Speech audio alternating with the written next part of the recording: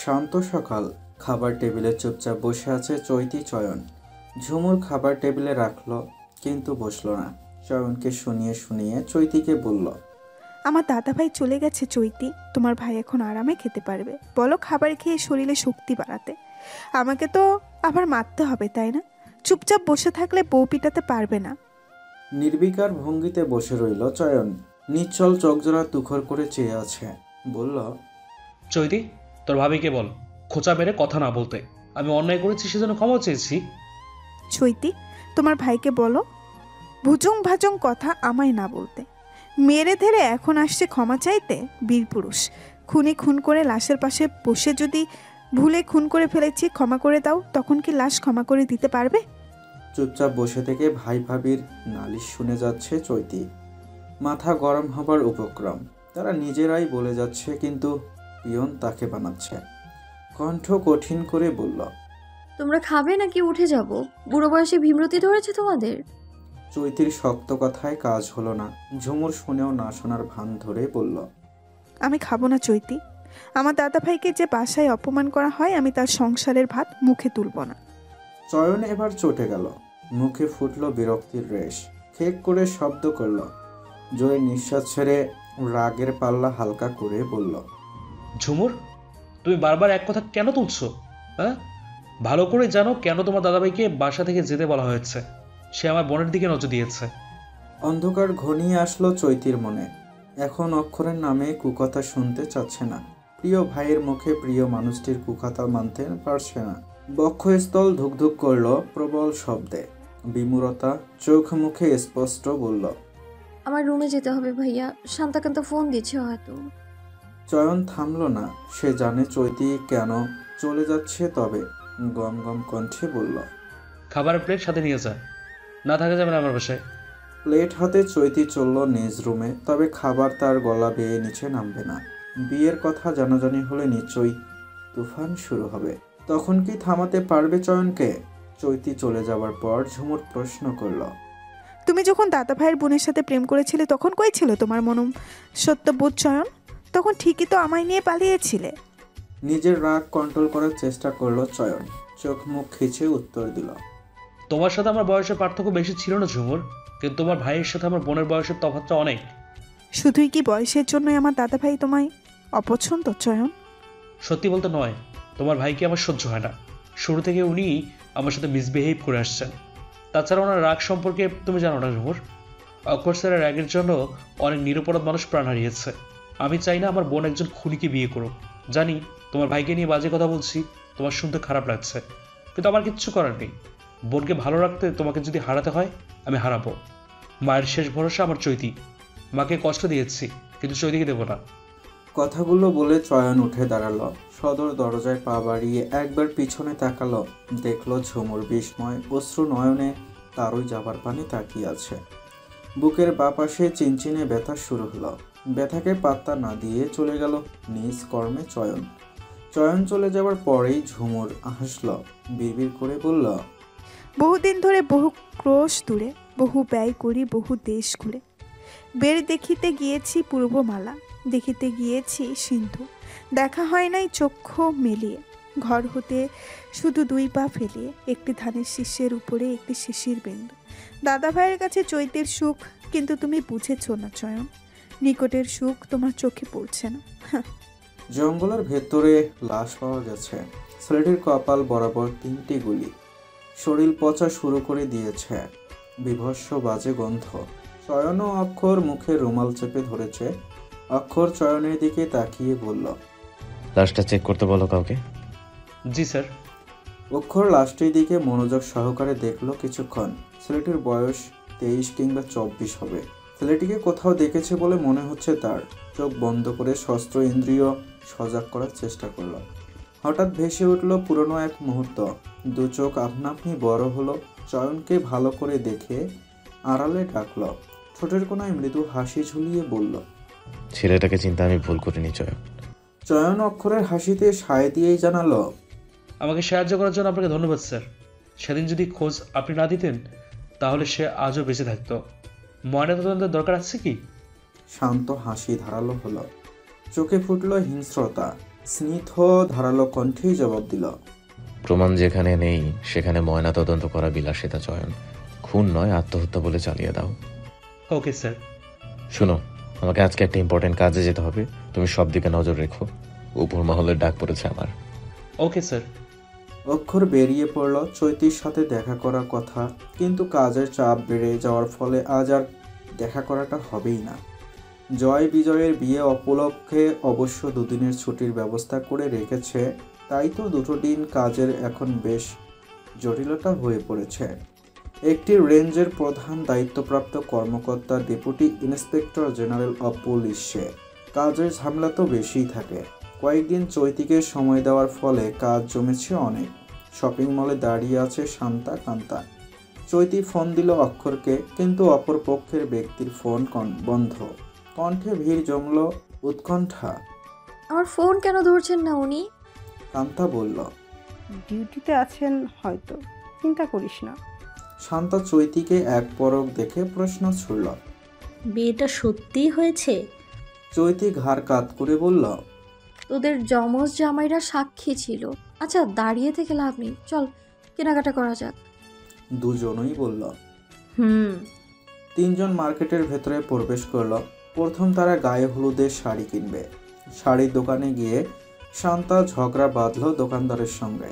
শাড়িটার দাম 4000 টাকা, কিন্তু শান্তা মা আন্টি টাইপ মুখ করে বলল, 400 টাকা দিবেন, 3টে নেব।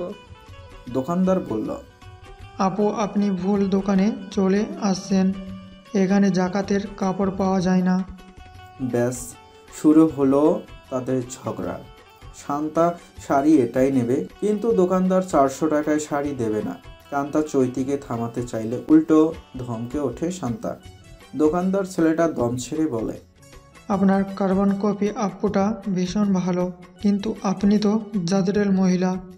শান্তা তেরে আসে, বলে, ওইটা তো বলদ, তাই ভালো। আমি চালাক, সেজন্যই আপনাদের চালাকি ধরে ফেলেছি। ধান্দাবাজ লোক, আমি এক্ষুনি আপনাদের নামে মামলা করব। মামলা করতে হবে না, তোমার যা পছন্দ নিয়ে যাও। পিছন থেকে শব্দ আসলো। তিনজন পিছনে ফিরে দেখলো জয় বিজয় দাঁড়িয়ে আছে। শান্তা ভ্রু ভাঁজ করে প্রশ্ন করল, তোমরা এখানে কি করছো? জয় বিজয় দোকানে প্রবেশ করতেই দোকানদার লোকটি প্রশ্ন করে, স্যার দেখুন, এই মেয়ে 400 টাকায় শাড়ি কিনতে এসেছে, বলছি কম হবে না, কিন্তু শুনছে না। এখন বলে মামলা করবে, মাথা খারাপ মনে হয়। জয় রাগী দৃষ্টিতে তাকালো, ধমক দিয়ে বলল, মেয়ে কাকে বলছো? সে তোমাদের ভাবি, আমার হবু বউ, বুঝে শুনে কথা বলবে পরের বার। দোকানদার ছেলেটা মাথা নিচু করে ফেলল, বলল, সরি স্যার, আমি জানতাম না উনি আপনাদের ভাবি। এখন যাও, ওনাদের জন্য কফি নিয়ে আসো। দোকানটা তোমাদের? দুই ভাই মাথা নাড়িয়ে জবাব দিল, আমাদের। তুমি তো জানো আমরা বিজনেস করি, কিন্তু কিসের বিজনেস করি জানতে না? মার্কেটের 3টি তলায় আমাদের বুটিক্স, শাড়ি, শুজ, ব্র্যান্ডের কসমেটিক্স অ্যান্ড ব্যাগের কালেকশন আছে। পুরোটা এরিয়াই আমাদের। শান্তা লজ্জা পেল। হুট করেই মাথা গরম হয়ে যাওয়ায় বাজে কাজ করে ফেলেছে। লজ্জায় এখন কান কাটা যাচ্ছে তার। ছি, এখন সবাই কি ভাববে? বলবে মেয়েটা ভালো নয়, তার ছিঁড়া। চোখের কোনায় অশ্রু জমল। রাগ হলো নিজের প্রতি। জয় নিশ্চয়ই এখন তাকে ছ্যাঁচড়া টাইপ মেয়ে ভাববে। হঠাৎই শান্তার চোখের অশ্রু চৈতির নজরে পড়ল। মুখে মুচকে হাসি ফুটিয়ে জড়িয়ে ধরে বলল, আরে বোকা, কান্না কেন করছিস? জয় ভাইয়া জানে তুই কেমন। জয় বলল, এই যে ঝাঁসির রানী, একদম কান্না করবেন না। তুমি এমন বলেই তো আমি তোমায় ভালোবেসেছি। যদি এরকম না হতে তাহলে তোমার প্রেমে জয় পড়তাম না। সো কান্না থামাও। তুমি তো প্রায় বলতে একদিন আমাদের টাকায় প্রচুর শপিং করবে, আমায় ফকির বানাবে। আছে নাও সুযোগ, যত ইচ্ছে কেনাকাটা করো। সুবর্ণ সুযোগ কিন্তু বারবার আসে না। হেসে দিল শান্তা। তারপর জয়কে ছেড়ে বিজয়ের দিকে তাকিয়ে বলল, দুলা ভাই চুপচাপ আছে কেন? ভয় পাচ্ছে নাকি? বিজয় নিজের চুলে হাত বুলিয়ে বলল, ভয় পাচ্ছে না দুষ্টু শালিকা, আমার চোখ তো তোমার বোকা বোনের দিকে। অবুজ চোখ জোড়া কিছুতেই দৃষ্টি অন্যদিকে ঘুরাতে পারছে না।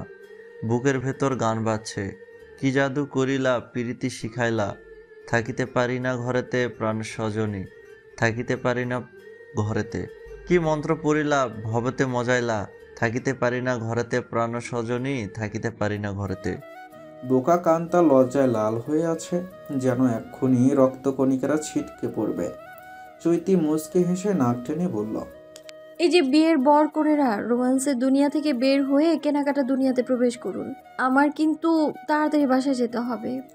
চৈতির কথায় চারজন একসাথেই বলে উঠল, অক্ষরের সাথে প্রেম করার জন্য সমস্যা নেই, সময় মতো আপনাকে বরের কাছে যেতে দেওয়া হবে, নো চিন্তা। ওদের লজ্জায় ফেলতে গিয়ে নিজেই ফেসে গেল চৈতি। লজ্জায় মুখ লাল। একেই হয়তো বলে পরের জন্য গর্ত খুঁড়লে সেই গর্তে নিজেকেই পড়তে হয়। সময় চলল তার গতিতে। শান্তা কান্তার হলুদের দিন চলে আসলো। বাসা থেকে ফিটপাট হয়ে চৈতিকে নামিয়ে দিয়ে গেল চয়ন। দুদিন থাকবে শান্তাদের বাসায়। চয়ন অনেক উপদেশ দিয়ে গেল, মনে করিয়ে দিল অক্ষরের সাথে দেখা কিংবা কথাবার্তা যেন না হয়, সে নজর রাখবে। চৈতি ভদ্র মেয়ের মতো মাথা ঝাঁকিয়ে শুনল সব। চয়ন চলে যেতেই হাঁপ ছেড়ে বাঁচল সে। রুম থেকে বের হয়ে ড্রয়িং রুমে আসলো সে। গায়ে হলুদের ডালা সাজাতে হবে এখন তাকেই। ডালা সাজাতে এক্সপার্ট চৈতি। মনের মতো ডালাগুলো সাজালো। দুটি ডালায় বরের গায়ে হলুদের জামা কাপড় জুতা, একটি ডালার গায়ে হলুদের সরঞ্জাম রাখা বিয়ের গহনা, গায়ে হলুদের আনুষঙ্গিক জিনিস। একটিতে হলুদ মেহেদি উফটান প্রদীপ রেখেছে, একটিতে পান সুপারি জর্দা, একটিতে গায়ে হলুদের সব কসমেটিক্স। দুটি ডালাতে সব মিষ্টি, একটিতে ফল কার্ভিং করে রাখা ডালা, জোড়া বড় কাতলা মাছের গায়ে হলুদ গামছা, ঠোঁটের কোনায় সিগারেট দিয়ে সামান্য হলুদ লাগিয়ে রেখেছে। ডালা সাজাতে সাজাতে সন্ধ্যা ঘনিয়ে আসলো। চৈতি ক্লান্ত হয়ে পড়ল। এখন তার বিশ্রামের পালা। কনে পক্ষের তত্ত্ব এখন বরপক্ষের বাসা নিয়ে যাওয়া হবে। দুপুরে বরের বাড়ির তত্ত্ব চলে এসেছে। তারাও জোড়া রুই মাছ পাঠিয়েছে। হাতের কাজ শেষ করে চলল ফ্রেশ হতে। এখন সে নিজে সাজবে। আজকের সাজ শুধুই অক্ষরের জন্য। গোল্ডেন পাড়ের হলুদ শাড়ি, কৃত্রিম ফুলের গহনা, হাত ভর্তি হলুদ গোল্ডেন কাচের চুড়ি, অর্ধেক চুল একপাশে রেখে স্মৃতি সোজা কৃত্রিম ফুলের টিকলি পরে আয়নার সামনে দাঁড়িয়ে আছে চৈতি। চোখের পলক পড়ছে না। অদ্ভুত সুন্দর দেখাচ্ছে তাকে। মনে মনে সে ভাবছে, বিয়ের পানি শরীরে বহিছে বলেই কি আজ এত সুন্দর দেখাচ্ছে তাকে, নাকি আজ অক্ষর আসবে তাকে হলুদ সাজে দেখবে তাই বলে এত সুন্দর লাগছে। আচ্ছা, অক্ষর আজ বরের মতো সেজে আসবে তো? অদ্ভুত চিন্তায় হেসে দিল নিজেই। স্টেজ সাজানো হয়েছে বাসার সামনে খোলা জায়গায়। কাপড়, নেট, ফুল ইত্যাদি দিয়ে সুন্দর করে ডেকোরেশন করা হয়েছে। যেহেতু যমজ ভাই বোনের বিয়ে, তাই সব কিছু দুটো করে ইউনিকভাবেই করা হয়েছে। গোল্ডেন ও হলুদ কাপড়ের সমন্বয়ে স্টেজ তৈরি। চৈতি সামনে আসতেই দেখলো শান্তাকান্তা গ্রামের আত্মীয়রা ভিন্ন রকম সুন্দর ডালা সাজিয়েছে। ডালা নয়, মূলত এটাকে গ্রাম অঞ্চলে কুলো বা কুলা বলা হয়। বড় সমতল তলাওয়ালা চ্যাপ্টা পাত্র, যার একটি দিকের কানা খোলা। জিনিসটি দেখে চৈতির চোখ অদ্ভুত আনন্দ উপভোগ করল। গ্রামে দেখেছে জিনিসটা, কিন্তু শহরে আসার পর আর দেখেনি। গ্রামের মহিলারা গায়ে হলুদ আরও কিছু নিয়ম রীতি মেনে চলে গেল। অনেকগুলো রীতিমূলক মঙ্গোলীয় এবং অন্যান্য আদিবাসী উপজাতি থেকেই এসেছে, যা গ্রামে এখনও মেনে চলা হয়।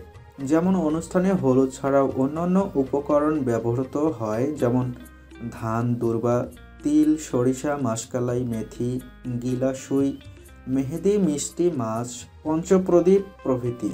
প্রদীপগুলোতে আগুনে ছোট্ট ফুলকির দাউ দাউ করছে। অন্ধকারে আগুনে ছোট ফুলকি অপরূপ সৌন্দর্য ছড়াচ্ছে।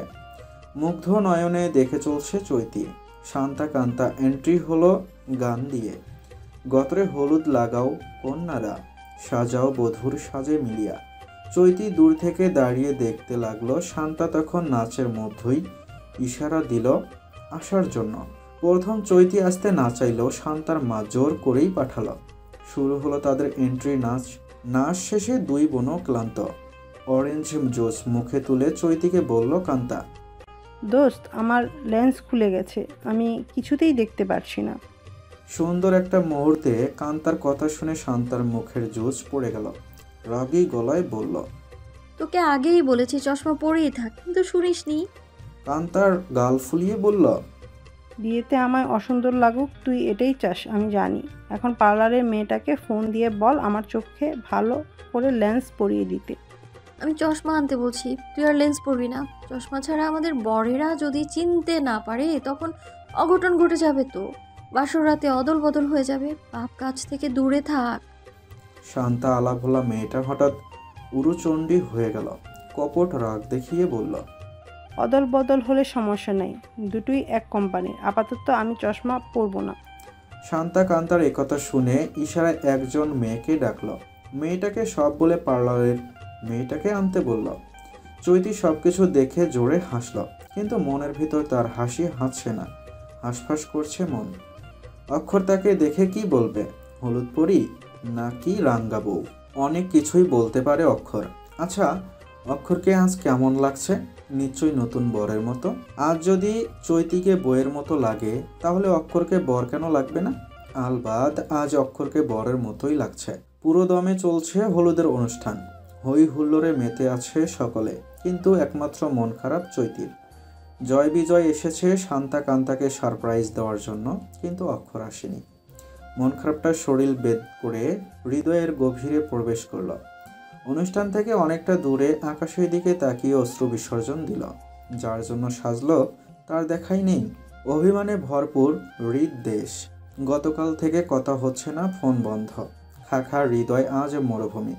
তখনই ফোন আসলো চৈতির। হাতের উল্টো পাশে চোখের পানি মুছে ফোনের স্ক্রিনে তাকালো, দেখলো অক্ষরের ফোন। রিসিভ করে অভিমানী কণ্ঠে বলল, একজন প্রেমিক কখনোই ভালো স্বামী হতে পারে না। অপর পাশ থেকে ভেসে আসলো শব্দের ধ্বনি। শব্দকে উপেক্ষা করে অক্ষর বলল, বাগানের উত্তর দিকটা চলে আসুন, সময় 3 মিনিট। পুরো বাড়ি আলোয় ঝলমলে। মরিচ বাতিগুলো জ্বলছে নিমছে। দক্ষিণা বাতাসের গতি মৃদু। আকাশে গোলাকার চাঁদ। চাঁদের আলো ছড়িয়ে আছে কালো আকাশের বিশাল বুকে। ফুটেছে শত শত নক্ষত্র। এক ঝাঁক নক্ষত্রের একজন ভাই যেন চাঁদ আগলে ধরেই রেখেছে। চৈতি অক্ষরের কথা মতো উত্তর দিকটাই চলে আসে। পুরো বাড়িতে লাইটিং থাকলেও এদিকটায় আলো নেই। অন্ধকারের মাঝে চাঁদের আলোকের রোশনি। চৈতি সামনে এগুলো ক্ষীণ গলায় বলল, আপনি কোথায়? অক্ষরের সারা শব্দ নেই। ঝোপঝাড়ে একাই দাঁড়িয়ে আছে চৈতি। এখন ভয় হচ্ছে ভীষণ।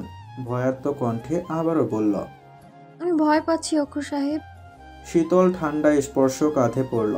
চৈতি বিদিশা হয়ে পেছন ঘুরে অক্ষরকে দেখে ভয়ে জড়িয়ে ধরল। শুনতে পেল হৃদয়ের দরাম দরাম শব্দ। অক্ষরের কণ্ঠে মাদকতা ছড়িয়ে পড়ছে। বলল, আমি থাকতে আপনি কেন ভয় পাচ্ছেন চৈতি? মাথা উঠালো চৈতি। শুরু হলো হৃদ দেশের উতাল পাথাল ঢেউ। সাগরের বুকে নীরব রাতের ঢেউয়ের কলকল শব্দ শুনতে পেল আবারও। ভীতু গলায় বলল, আপনি খুবই নিষ্ঠুর, কথা দিয়ে কথা রাখেন না। অক্ষর বলল, আমি অনেক খারাপ চৈতি, কথা দিয়ে কথা রাখতে পারি না। ভাবছি জব ছেড়ে বউয়ের আঁচল ধরে সারাদিন টই টই করে ঘুরে বেড়াবো। বউয়ের ভাই তো পুলিশ অফিসার, সমস্যা নাই। বলবো মাস শেষে হাত খরচ পাঠিয়ে দেওয়ার জন্য। অফারটা দারুণ না? আপনি আবারও মজা করছেন আমার সাথে। আমি বলেছি কি জব ছেড়ে দিন। জব না ছাড়লে যে আমি আপনার সময় দিতে পারবো না ম্যাম। তাই বলে একটুও না? চৈতির কণ্ঠে তীব্র অভিমান। অক্ষর অপলক দৃষ্টিতে তাকিয়ে থেকে বলল, একটু অবশ্য পারবো ম্যাম। এখন বলুন, আমায় কি নতুন বরের মতো লাগছে? অক্ষরের কথায় চৈতি মনোযোগ দিয়ে দেখল চাঁদের আলোয় অক্ষরের গায়ে হলুদ পাঞ্জাবি ও গোল্ডেন কোটি ঝলঝল করছে। মৃদু বাতাসে স্পাইক করা চুলগুলো উঠছে। জোড়া ভ্রু, তির্যক গম্ভীর দুচোখ, সুন্দর ওষ্ঠ, চিবুকে গর্ত, চাপ দাড়ি ছোট ছোট করে ছাঁটাই করা। চৈতি চোখ না নামিয়েই বলল, আপনাকে আজ আমার দেখা প্রথম সুন্দর পুরুষ মনে হচ্ছে। আমি এর আগে কখনোই আপনার মতো সুন্দর পুরুষ দেখিনি। আমার চোখে একমাত্র সুন্দর ব্যক্তিগত মানুষটা আপনি। চৈতিকে এক হাতে নিজের বুকে জড়িয়ে মাথার চুলে চুমু এঁকে বলল, কারণ আমি তোমার স্বামী, তার জন্য তুমি সুন্দর পুরুষ আগে দেখোনি। একজন নারীর কাছে প্রেমময় সুন্দর পুরুষ তার স্বামী হয়। বাবা হয় আদর্শ পুরুষ, ভাই হয় দায়িত্ববান পুরুষ। অক্ষরের পরশে চোখ বুঝে অনুভব করল চৈতি, তারপর স্মিত হেসে বলল, আমায় কেমন দেখাচ্ছে বললেন না তো? কিছু সময় নিয়ে অক্ষর বলল, সন্ধ্যায় ঘনিয়ে আসা আলোর মাঝে এক বিন্দু রশ্মি, শত শত নক্ষত্রের মাঝে একটি মাত্র চাঁদ, ফুটন্ত গোলাপের মতো সুন্দর পবিত্র আমার চৈতি। আপনাকে প্রতি মুহূর্তে দেখে মনে হয় আমি আপনার প্রেমে পড়ি প্রতিদিন, প্রতি সেকেন্ডে আপনাকে নতুন করে ভালোবাসি। আমার মাঝে সীমাবদ্ধ থাকুন সারা জীবন চৈতি। যদি হারিয়ে যাই অন্য কারো মাঝে, আমি আপনায় ভাগ হতে দেখতে পারবো না। শেষের কথাগুলো বলার সময় অক্ষরের গলা ধরে আসলো। অজান্তেই কেঁপে উঠল চৈতি। অক্ষরের মুখে হাত দিয়ে বলল, আমায় একা রাখার চিন্তা ভুলেও আনবেন না। ভালোবেসে বিয়ে করেছি 100 বছর সংসার করার জন্য, বৃদ্ধ বয়সে দুজন দুজনের শক্তি হওয়ার জন্য।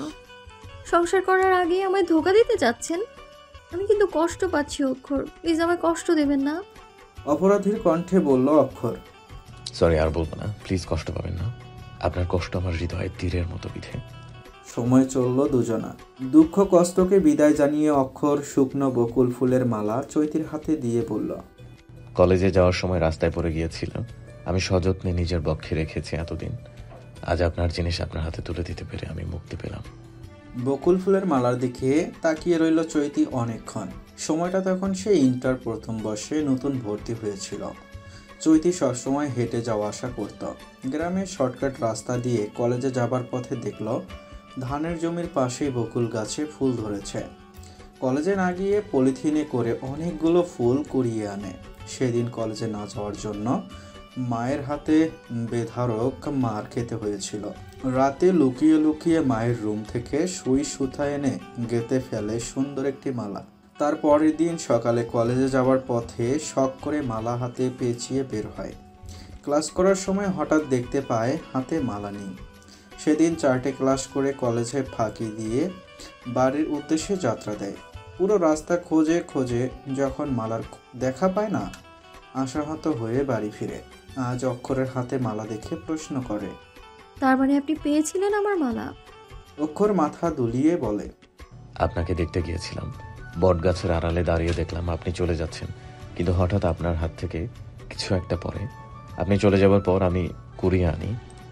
জানেন, সারা রাত আমি মালাটাকে বুকে রেখে ঘুমিয়েছিলাম, মনে হচ্ছিল আপনি আমার পাশে আছেন। তাহলে মালাটা আপনার কাছেই থাকুক। আমি যেদিন সম্পূর্ণভাবে আপনার হব, সেই দিন না হয় মালাটা আমায় দিবেন। মালা ছাড়া থাকতে আপনার কষ্ট হবে। অক্ষর নিষেধ করলো না। সত্যি বলতে বকুল ফুলের মালাটা সাথে নিয়ে ঘুমানো অভ্যাস হয়ে গেছে তার। পাঞ্জাবির পকেটে মালাটা রেখে বলল, চলুন বাসার ভেতরে যাওয়া যাক, অনুষ্ঠান কিন্তু শেষ হওয়ার পথে। চৈতি সম্মতি দিল। আজ সে ভীষণ খুশি, আনন্দে আত্মহারা প্রায়। মন ফাঁকিটা ছলাৎ ছলাৎ নৃত্য করতে ব্যস্ত। হঠাৎ এত খুশির কারণ শুধুই অক্ষর, তার ব্যক্তিগত মানুষ। হলুদের প্রোগ্রাম শেষ হতেই চলল। অক্ষর চৈতির দুগালে যত্ন সহকারে হলুদ মাখিয়ে বিদায় নিল। শান্তাকান্তার হাতে মেহেদি দেওয়া হয়েছে। দুজন আজ খুবই খুশি।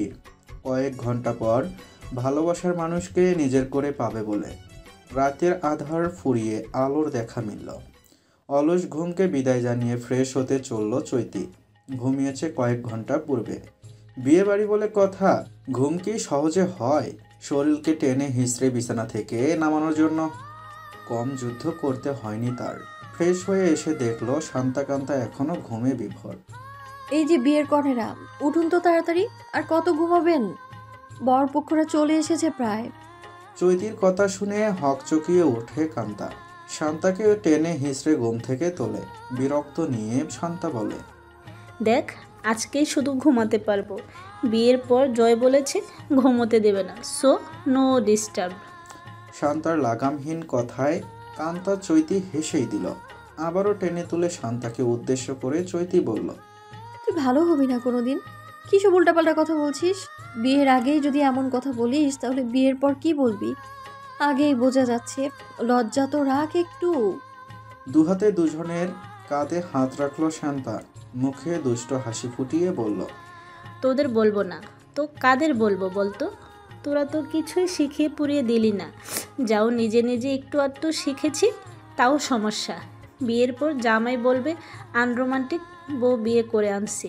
তখন আমার সাথে শুরু হবে ঝগড়া। তখন যদি আমার সংসার ভেঙে যায় তোদের জামাই দেবে আমায় বল? দিবি না? তাহলে এখন উপদেশ না দিয়ে শিখে রাখ, বিয়ের পর কাজে আসবে। কথাগুলো বলেই ফিক করে হেসে দিল শান্তা। কান্তা ও চৈতি যোগ দিল। অনেকটা সময় নিয়ে মজা মস্কারি করলো তিনজন। তারপর চলল ফ্রেশ হতে। একটু পরেই পার্লারে যেতে হবে। পার্লার থেকে সোজা কমিউনিটি সেন্টারে। চৈতি আজ লেহেঙ্গা পরেছে। ইচ্ছে ছিল লাল খয়েরি বেনারসি শাড়ি পরতে, কিন্তু লজ্জায় পড়ল না। বিয়ে বাড়িতে মানুষের গিজ, সেখানে বউ সেজে থাকার মানেই হয় না। সিম্পল সাজলো আজ। ভারী সাজ তার পছন্দ নয়। শান্তা কান্তা অনেক আগেই চলে গেছে কমিউনিটি সেন্টারে। চৈতি যায়নি। অক্ষর বলেছে সে নিয়ে যাবে। সুন্দর পরিপাটি সেজে অপেক্ষা করছে অক্ষরের জন্য। অক্ষর আসলো। দেখেই বোঝা যাচ্ছে ডিউটি শেষ করেই এসেছে। চৈতি হতাশ কণ্ঠে প্রশ্ন করল, আজ না ছুটি নিয়েছেন? আমার আর ছুটি? আচ্ছা, এসব কথা বাদ দিন, চলুন যাওয়া যাক। চৈতি অপ্রস্তুত হয়ে বলল, আমার কেমন লাগছে বললেন না তো? শান্ত চোখে তাকালো অক্ষর। শ্যামলা মুখশ্রী এলোমেলো, ঠোঁটজোড়া কাঁপছে দ্রুত। বলতে গিয়েও থেমে যাচ্ছে গলদেশ। চৈতি এক পলক পর্যবেক্ষণ করে প্রশ্ন করল, আপনি ঠিক আছেন তো? গলার স্বর নামিয়ে অক্ষর বলল, আমার কি হবে? আমি ঠিক আছি, চলুন তাড়াতাড়ি। আমার কেমন দেখাচ্ছে বললেন না কেন? শান্ত কণ্ঠে বলল, সুন্দর। হতাশ হলো চৈতি। অক্ষরের কাছ থেকে সুন্দর বাক্য প্রশংসা সে শুনতে চায়নি। ততস্থ করল মনকে। শক্ত সুরে বলল, শুধুই সুন্দর আর কিছুই না? জোরালো কণ্ঠে বলল অক্ষর। সময় বেশি নেই চৈতি, আপনার ভাই চলে আসতে পারে, তাড়াতাড়ি উঠুন। অক্ষরের কথা শুনেই চৈতি অবাক হলো। তাড়াতাড়ি বাইকের পিছনে বসতেই কেউ একজন খপ করে তার হাত চেপে ধরল। কণ্ঠে তেজ রেখে বলল, খবরদার চৈতি, তুই ভুলেও এই লোকটার সাথে মিশবি না। অক্ষর স্যার একজন খুনি। শেষ বাক্য বলার পরপরই বিদ্যুৎ চমকালো চৈতির ছোট্ট মনে। বিস্ময় নিয়ে বলল, কি বলছো ভাইয়া? ওর খুনি হতেই পারে না, উনি ভীষণ ভালো একজন মানুষ। তাচ্ছিল্যের হাসি দিল চয়ন। অক্ষরের চোখে এই প্রথম চোখ তুলে তাকালো। বলল, স্যার আপনি খুনি নন? অক্ষরের দৃষ্টি দূরে, চোখে মুখে উৎকণ্ঠা। তেজি মুখশ্রী শান্ত করার বৃথা চেষ্টা। সামাল দিল রাগের তেজ। তারপর বলল, রাস্তায় কথা বলা ঠিক হচ্ছে না চয়ন, তাছাড়া আমরা বিয়েতে যাচ্ছি, অযথা সময় নষ্ট করতে দিও না। চয়ন কম যায় না। তেজ নিয়েই বলল, আমার বোন কোথায় যাবে না, সে এখন বাসা যাবে। আপনার সাথে আমি আমার বোনকে ছাড়বো? রাগী দৃষ্টিতে তাকালো অক্ষর। চয়ন প্রথমে ঘাবড়ে গেলেও দম ছাড়েনি। চৈতি দুজনের রেশারেশি দেখে দমে গেল। ক্ষীণ গলায় বলল, বাসায় গিয়ে কথা হোক। আমি জানি অক্ষর খুন করতেই পারে না। তোর অক্ষরকে জিজ্ঞাসা করে দেখ, সে খুন করেনি। চৈতি অশ্রু চোখে তাকালো। অক্ষর চোখ সরিয়ে চয়নের উদ্দেশ্যে বলল, তুমি আমায় বারণ করতে পারো না চয়ন। আমি আমার বিয়ে করা বউকে যেখানে খুশি সেখানে নিয়ে যাব, আমার সেই অধিকার আছে। তুমি কিছুই করতে পারবে না। বিয়ের ডকুমেন্ট চাইলে দেখাতে পারি। হতবিহ্বল হলো চয়ন। বিস্ময় নিয়ে বলল, বিয়ে মানে? চয়নের বাসায় বসে আছে চারজন। চৈতি মাথা নিচু করে টপটপ করে চোখের পানি ফেলছে। ঝুমুর স্বাভাবিকভাবেই সোফার এক কোনায় বসে আছে। অক্ষর ও চয়ন দুজন মুখোমুখি গম্ভীর হয়ে বসেছে। পিনপতন নীরবতাকে পরিবর্তন করলো চয়ন। কণ্ঠে ফুটল রাগের আভাস। আমাকে না জানিয়ে এত বড় সিদ্ধান্ত নেওয়া কেন না হলো ঝুমুর? হ্যাঁ, তোমার কাছ থেকে এ ধরনের কাজ আমি আশা করিনি। আমিও তো তোমার কাছ থেকে অনেক কিছুই আশা করিনি চয়ন। নিলিপ্ত উত্তর ঝুমুরের। ঝুমুরের বাঁকা কথায় ঘাড়ের রগ ফুলে উঠল। হাত মুষ্টি অবস্থায় চৈতিকে বলল, আমি খুব খারাপ তাই না চৈতি? হ্যাঁ, বিয়ে নামক বড় একটা সিদ্ধান্ত নিয়ে ফেললি, কিন্তু আমায় জানানোর প্রয়োজন মনে করি না। আচ্ছা, আমাকে বড় ভাই হিসেবে ভাবিস তো? ছল ছল চোখ জোড়া অসহায় দৃষ্টিতে তাকালো। চয়ন শান্ত হাসি দিয়ে আবারও বলল, আমি মরে গেলেই তোদের আপদ বিদায় হয় তাই না? আচ্ছা, তাহলে দোয়া করিস যেন খুব তাড়াতাড়ি তোদের জন্য মুক্তি দিতে পারি। ঝুমুর নেড়ে উঠল। বুকে ধুকপুক শব্দের ধ্বনি বাজতে শুরু করলো। চৈতি জোরে কেঁদে দিল, দিয়ে বলল, এবার বলো না ভাইয়া, তোমরা ছাড়া আমার কেউ কে আছে বলো? বিয়ে করার সময় ভাইয়ের কথা মনে ছিল না? হ্যাঁ, লুকিয়ে বিয়ে করতে পারলি তুই? আমার বোন হয়ে পালিয়ে বিয়ে করলি? লজ্জা আমার মাথাটা কাটা যাচ্ছে এখন। চয়নের কথা শুনে ঘর কাঁপানো হাসি দিল অক্ষর। দুহাত মাথার নিচে রেখে আতশোয়া হয়ে সোফায় বসল। ঠোঁটের কোণায় হাসি রেখেই জবাব দিল। আজ থেকে 5 বছর পর আগের ঘটনা মনে পড়ছে চয়ন। তুমিও ঠিক এইভাবেই আমার বোনকে নিয়ে পালিয়ে গিয়েছিলে। সেদিন কিন্তু পালিয়ে যাওয়ার অফার তুমিই দিয়েছিলে, আর আজ সেই একই অফার তোমার বোন দিয়েছে। আমি কিন্তু তোমার মতো কাপুরুষ নেই। তোমার বোনকে বলো আমি তাকে বলেছি কি আমায় বিয়ে করতে, বলো। তার মানে আপনি প্রতিশোধ নেওয়ার জন্য আমার বোনকে ব্যবহার করেছেন? চয়নের যুক্তিহীন কথা শুনে ভ্রু কুঁচকালো অক্ষর। চৈতির দিকে এক পলক তাকিয়ে বলল, মোটেও না। আমি তোমার বোনকে ভালোবেসে বিয়ে করেছি। আমার স্বার্থ শুধুই ভালোবাসা। তাচ্ছিল্য হাসি দিয়ে বলল চয়ন। কিন্তু আমি আমার বোনকে খুরিশায় থাকতে দেব না। ফোঁস করে রেগে উঠল অক্ষর। তীরের ফলার মতো চোখ জোড়া দিয়ে চয়নের দিকে তাকিয়ে বলল, তুমি নিজেকে সাধু পুরুষ ভাবো চয়ন? প্রমোশনের জন্য আমার বোনকে মিথ্যা ভালোবেসে বিয়ে করে এখন ধোয়া তুলসী পাতা সাদা হচ্ছে। তাছাড়া আমি মানুষ নয়, অমানুষ হত্যা করেছি। যতগুলো খুন আমি করেছি তারা একজনও মানুষের কাতারে পড়ে না। ঝুমুর অবাক হলো। চয়ন তাকে ভালোবেসে বিয়ে করেনি ভাবতেই শুরু হলো রাতের অমাবস্যা। কাঁপা কাঁপা কণ্ঠে বলল, আমায় তুমি ভালোবাসোনি? অপরাধীর মতো তাকিয়ে রইল চয়ন। নীরবতা ভেঙে বলল, আমি তোমায় ভালোবেসে বিয়ে করেছি ঝুমুর। কিন্তু সত্যি বলতে তোমাকে ভালোবাসার পেছনে প্রথম ছিল আমার স্বার্থ। কিন্তু বিশ্বাস করো, স্বার্থের বিরুদ্ধে গিয়ে কিভাবে যেন তোমায় খুব ভালোবেসে ফেলেছিলাম। আমার ভালোবাসা বেইমানে নেই ঝুমুর। চয়নের কথা শুনে মুখ ফিরিয়ে নেয় ঝুমুর। রাগে কষ্টে বুক ফেটে যাচ্ছে তার। অক্ষর তখন ঝুমুরের উদ্দেশ্যে বলল, প্রথমে স্বার্থ থাকলেও পরবর্তীতে চয়ন তোকে সত্যি ভালোবেসেছে ঝুমুর। অতীতকে ভুলে বর্তমান ও ভবিষ্যতের কথা চিন্তা কর। চয়নের বিরুদ্ধে আমার অভিযোগ নাই, কারণ আমি জানি চয়ন তোকে সুখী রাখবে। আমার উপর আস্থা আছে তো? ঝুমুর কথা বলল না, নীরবে সম্মতি দিল। কিন্তু এখনো সে ভুলতে পারছে না প্রিয় মানুষের বিশ্বাসঘাতকতা। চুপচাপ সব শুনছিল চৈতি। অক্ষরের খুন নিয়ে সে ভীষণ দুর্বল। অক্ষর খুন করেছে কথাটা সে মানতে পারছে না। গলা পাকিয়ে একদল কান্নারা হাজিরা হলো। ক্রন্দন মিশ্রিত কণ্ঠে বলল, আপনি খুন করেছেন? ছোট্ট একটা দম ছাড়লো অক্ষর। চয়নকে দেখে বলে উঠল, ভেবেছিলাম সবকিছু ঝুমুর চৈতির অজানায় রাখবো, কিন্তু তুমি রাখতে দিলে না। নিজেও অপরাধী হলে সাথে আমাকে অপরাধী বানালে। অপরাধীর খাতায় যেহেতু নাম এসেই পড়েছে, তাহলে আজ আর লুকোচুরি নয়, সত্যিটা বলতে হবে। কেন তোমার আমার দুজনের মাঝে দ্বন্দ্ব? কেন কেউ কাউকে সহ্য করতে পারি না? আজ না হয় খোলাসা হয়ে যাক সবার মাঝে।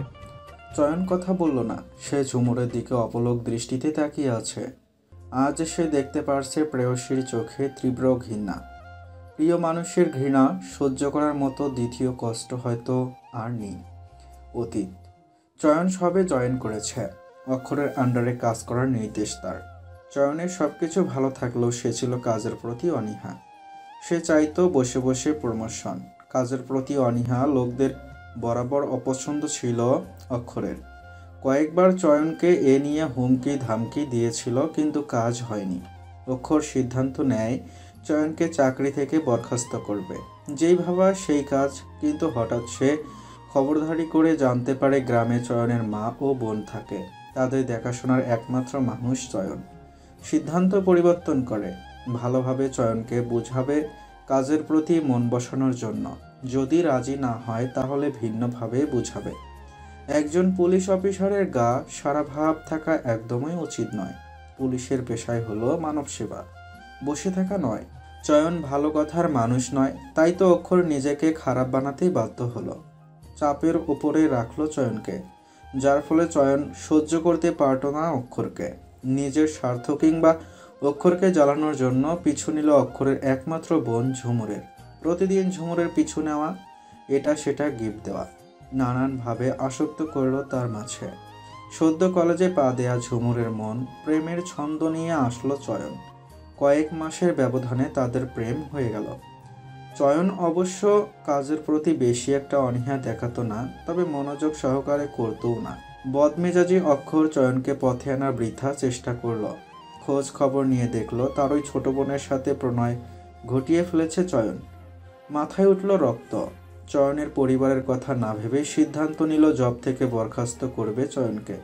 চয়ন তা জেনে ফেলে, তাই তো ফুসলিয়ে ফাসলিয়ে ঝুমুরকে নিয়ে পালিয়ে যায় রাতের অন্ধকারে। বিয়ে করে লুকিয়ে। অক্ষর যখন জানতে পারে তখন অনেক দেরি হয়ে যায়। ঝুমুরকে সুন্দর জীবন উপহার দেওয়ার জন্য আবারও পরিবর্তন করে সিদ্ধান্ত, কিন্তু নিজেকে তৈরি করে কঠোর বদরাগী হিসেবে। বিয়ের খবর মাকে জানায় চয়ন, তবে কথার মাঝে বলে ফেলে আসল উদ্দেশ্য। সৎ নিষ্ঠবান চৈতির মা সহ্য করতে পারেন না ছেলের অধঃপতন। চৈতির জন্মের পর স্বামীকে হারিয়ে নিজের সম্মান এক বিন্দু খেয়া যাক সে ব্যাপারে বেশ সচেতন ছিলেন তিনি। নিজের হাতে ধরেছিলেন পুরো সংসার। ছেলেকে মেয়েকে ভালো শিক্ষায় শিক্ষিত করার জন্য কম কষ্ট করেননি। তার সেই কষ্টের প্রতিদানে তারই একমাত্র ছেলে অন্যায়ের পথ বেছে নিয়েছে। শুরু হয় ছেলের প্রতি অভিমান। মেনে নেননি ঝুমুরকে, এমনকি ছেলের দেয়া প্রতি মাসে টাকা আর গ্রহণ করেননি। এমনভাবেই চলছিল সময়। অক্ষরের একটি কাজ চৈতির গ্রামে পড়ে, তাই সে সেখানে যায়। কাজের মাঝে হঠাৎ মনে পড়ে চয়নের মা বোনের কথা। ঝুমুরের বিয়ের পর থেকে সে ওদের সাথে কথা বলা বন্ধ করে, তবে জেনেছিল ওদের বিয়ে মানেননি চয়নের মা। খোঁজ খবর নিয়ে জানতে পারে মা মেয়ের অবস্থা খুবই করুণ। সময় নিয়ে চলে যান চৈতির মায়ের কাছে, বুঝিয়ে বলেন সব। মেনে নিতে বলেন ঝুমুর চয়নকে। চৈতির মা কুটুম আপ্যায়নে ত্রুটি না রাখলেও অক্ষরের কথা মেনে নেননি। অক্ষর তখন বাধ্য হয়ে বলেছিল সে তাদের দায়িত্ব নেবে, কিন্তু চৈতির মা সেটাও নিতে নারাজ। অক্ষর অনেক বুদ্ধি খাটিয়ে প্রস্তাব রাখে চৈতির মায়ের হাতে বানানো রং তুলির শাড়ি কাপড় শহরের নামকরা বিজনেসম্যান বিজয়ের শপে দেয়া হবে, তবে একটা গ্রুপ বানাতে হবে। সেদিন চৈতির মা গ্রামের অন্যান্য মহিলাদের নিয়ে একটা দল তৈরি করে। অভাব অনাটনের সংসারে সুখ হিসেবে অক্ষর অনেক বড় দায়িত্ব পালন করে। চৈতির মায়ের চোখে অবিশ্বাসযোগ্যতা পুরুষ হিসেবে অক্ষর সেরার সেরা।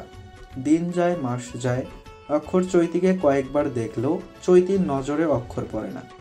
একদিন বর্ষণের রাতে চৈতির ভয়ার্ত মুখশ্রী প্রথম হৃদয়ে প্রেমের ফুল ফোটায়।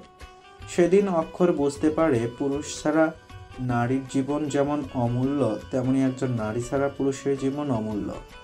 তার থেকে বয়সে অনেক ছোট একটি মেয়ের প্রতি দুর্বলতা প্রথমে উপেক্ষা করলেও মন থেকে মুছতে পারে না সে। বর্ষণের সেই রাতে চৈতির মা অক্ষরকে ডেকেছিল ব্যক্তিগত এক কাজে।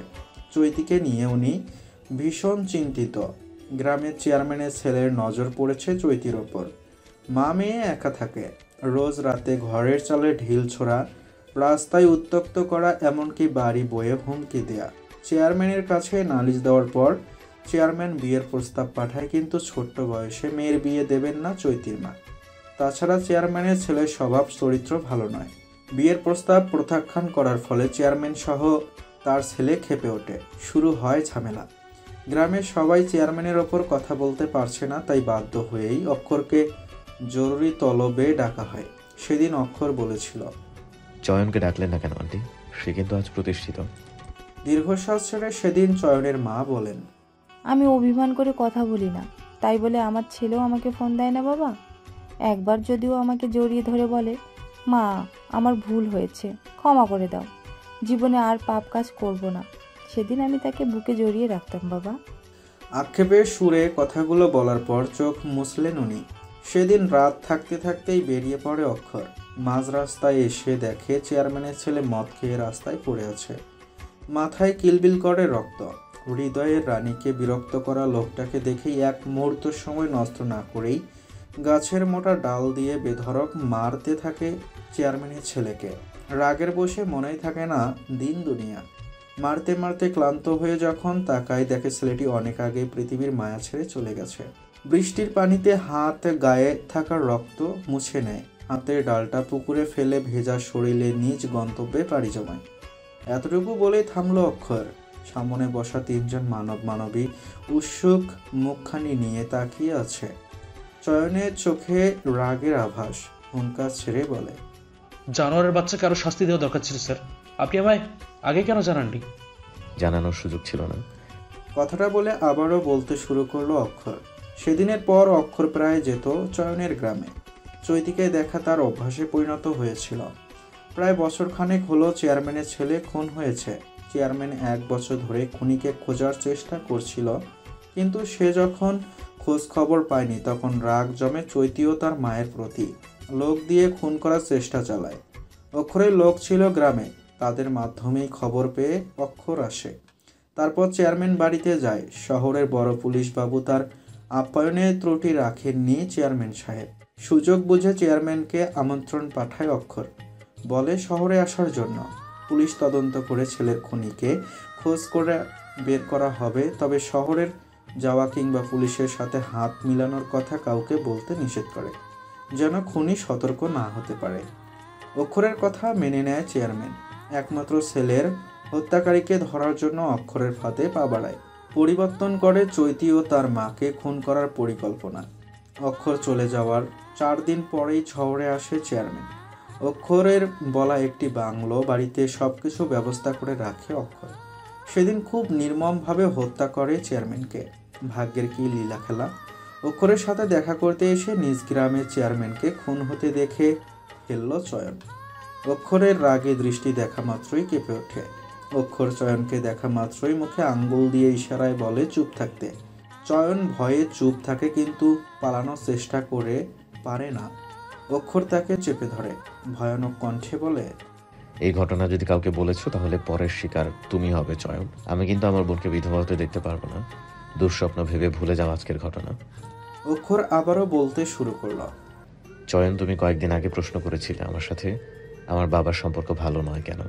আজ বলছি, আমার সাথে আমার বাবার সম্পর্ক ভীষণ ভালো, সুমধুর। মা বাবা সব সময় আমাকে নিয়ে গর্ববোধ করে। তোমাদের সকলের সামনে আমি গম্ভীর, শান্ত, কিন্তু আমার বাবা মায়ের সামনে আমি ঠিক ততটাই চঞ্চল। চৈতিকে দেখার অনুভূতি প্রথম আমি আমার মা বাবাকে জানাই। ওনারা দারুণ খুশি হয়েছিল শুনে। এই যে কয়েকদিন আগে বাবার অসুস্থতার কথা শুনে তোমরা দেখতে গিয়েছিলে, মূলত সেদিন বাবা অসুস্থ ছিলেন না। উনি চৈতিকে দেখার জন্য মিথ্যা সংবাদ পাঠিয়েছিলেন। কিন্তু আফসোস, চৈতির তখন পরীক্ষা থাকে। ছোট্ট একটা নিঃশ্বাস ছেড়ে আবারও বলে অক্ষর, আমি মানুষটাই এমন, নিজের অনুভূতি সকলের সামনে প্রকাশ করতে পারি না। অক্ষরের কথা শেষ হলে চয়ন হতবুদ্ধি হয়ে যায় সবকিছু শুনে।